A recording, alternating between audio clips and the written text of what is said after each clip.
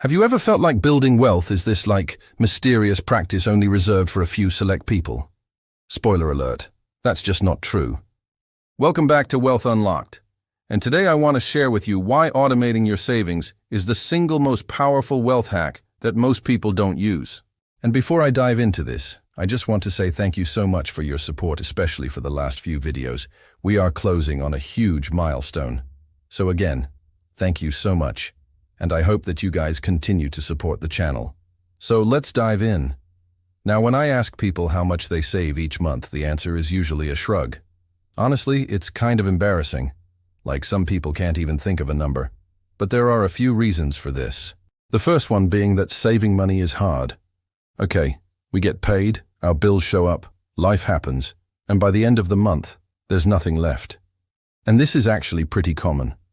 According to Bankrate, over 60% of Americans don't have enough savings to cover a $1,000 emergency.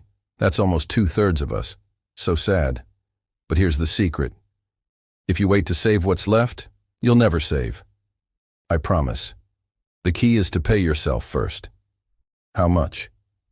Well, the basic rule is 10 to 20% of your net income. Okay? Here's how this works. After you pay taxes, which is your gross income, take home what's left, calculate 10 to 20% of that number and put that amount aside. Then live off the rest. Now, I know this sounds kind of counterintuitive at first. Like, if you save first, then you won't have as much to spend. But that's sort of the point. It's not really supposed to work the other way around. You shouldn't look at what you have left and decide how much to save.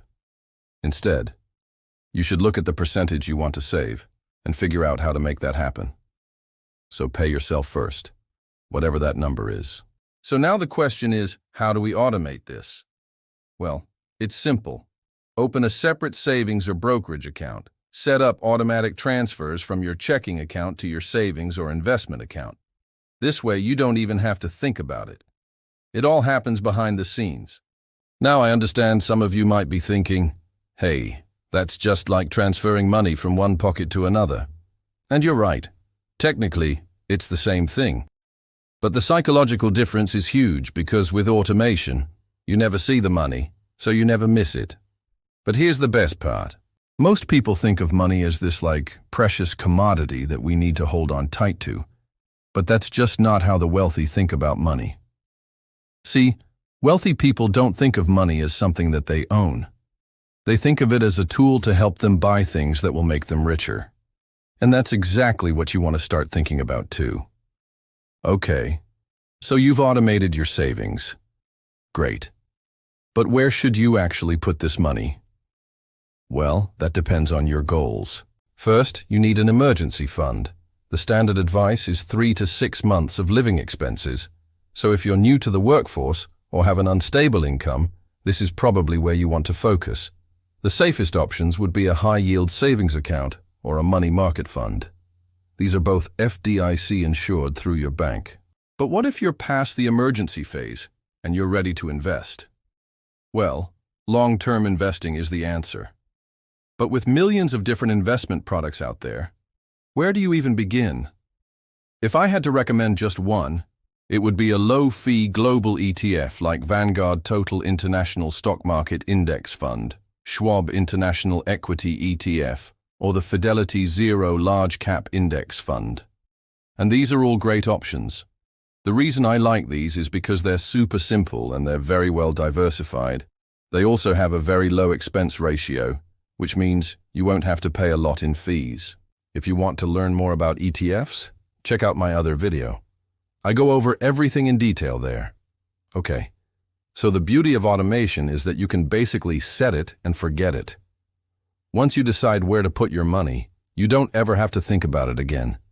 But some of you might be wondering, what if I need that money in the future for a down payment or for school? Well, that's totally fair. Maybe you're not ready to invest yet. Maybe you have other financial goals. No problem. You can still use the same system. Just open a separate savings account, and instead of investing, you're putting it into a place where you can access it whenever you want.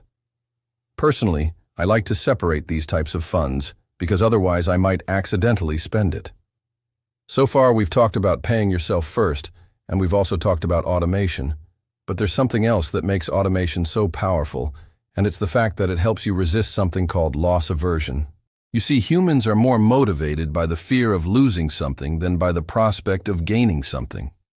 So, for example, if you were to ask someone, "Hey, would you like to earn $10?" They'd be like, "Sure, yeah, why not?" But if you were to ask them, "Hey, would you like to avoid losing $10?" They'd probably decline. It's weird, but it's human nature. And this phenomenon is widely studied in behavioral economics.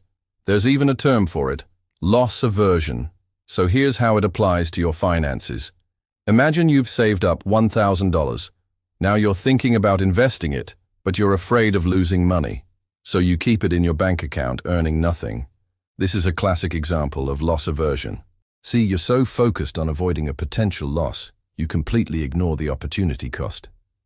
On the other hand, if you had automated your savings and now you're looking at your brokerage account and you see a balance of $1,000. If you had invested it into a low-fee index fund, now it's worth $200. Do you see the difference? When you're investing, you're actually losing money by holding on to cash. Here's what I want you to remember. Losing a portion of your money is normal. In fact, it's expected.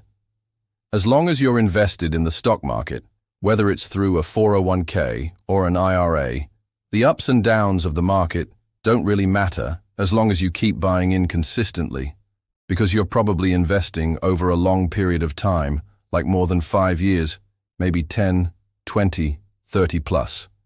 You shouldn't be worried about what happens day to day or month to month. The key is to ride out the ups and downs and keep buying in consistently. So let me give you a real-life example.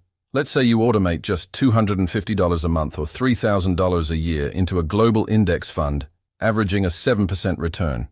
In 10 years, you'll have over $43,000, and in 20 years, you'll have around $123,000. And if you keep working and increasing your income, and you increase your automated savings by 10 to 20% each time you get a raise, your results will be even better. This is what we call wealth on autopilot. When you automate your savings, you're essentially setting up a track where you can run on cruise control. You don't have to worry about getting distracted by shiny objects or jumping from one financial trend to the next.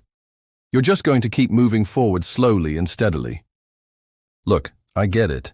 Sometimes it feels like there are more important things to worry about, like saving for retirement or for your kids' education. But trust me, taking care of your finances should be at the top of everyone's list. And that's why automating your savings is the perfect solution. Now, if you're like most people, you probably don't need to worry about your money. You're making enough to pay your bills and maybe have a little bit of fun. But honestly, that's not the goal. You're not trying to just pay your bills. You're trying to build wealth. And that takes discipline and patience. So don't waste your time chasing get-rich-quick schemes. Instead, focus on the fundamentals. Automate your savings, invest in low-cost index funds, and don't touch it. In time, you'll have more money than you know what to do with. So if you want to build wealth without thinking about it, automate it. Thank you guys so much for watching, and I hope you enjoyed this video. If you did, please hit the like button, subscribe, and comment below. I always appreciate hearing from you guys. And until next time, all the best.